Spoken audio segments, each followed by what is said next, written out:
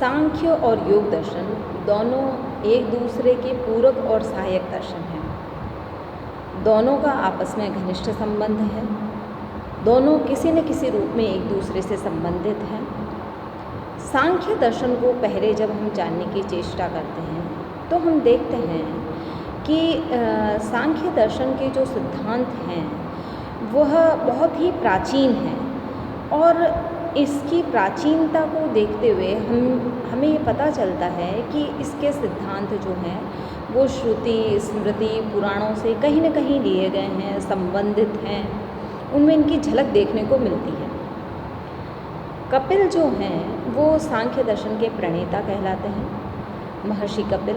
महर्षि कपिल जो हैं उन्होंने तत्व समाज नामक एक ग्रंथ की रचना की जो सांख्य दर्शन का मूलभूत ग्रंथ कहलाता है। अब जब हम सांख्य दर्शन को देखते हैं तो इसमें हमें दो प्रकार के तत्व दिखाई देते हैं। एक तत्व तो प्रकृति है और दूसरा तत्व पुरुष कहलाता है। इन दोनों तत्वों के द्वारा ही सांख्य दर्शन इस जगत के विकास की व्याख्या करता है। सांख्य दर्शन ईश्वर के अस्तित्व में विश्वास नहीं करता है, इसलिए हम इसे निरीश्वरवादी दर्शन भी कहते हैं। सांख्य दर्शन के बहुत सारे ग्रंथ भी हमें देखने को मिलते हैं। सांख्य दर्शन योग दर्शन से भी बहुत घनिष्ठ रूप से संबंधित है। योग दर्शन के जो प्रणेता हैं वो महर्षि पतंजलि हैं और पतंजल सूत्र या योग सूत्र इसका महत्वपूर्ण ग्रंथ है। अब जो योग दर्शन है वह 8 प्रकार के चरणों, 8 प्रकार के साधनों, 8 प्रकार के स्टेप्स पर विश्वास करता है और इसे हम अष्टांग योग कहते हैं।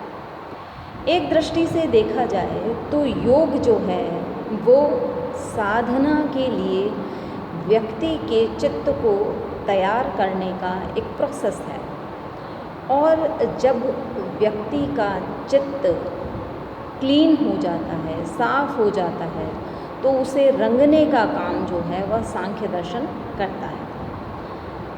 सांख्य दर्शन जो है वह इस जीवन में व्यक्ति को बंधनग्रस्त मानकर उससे मुक्ति का प्रयास करना, मुक्ति प्राप्त करना, ये सांख्य दर्शन का मुख्य उद्देश्य कहलाता है।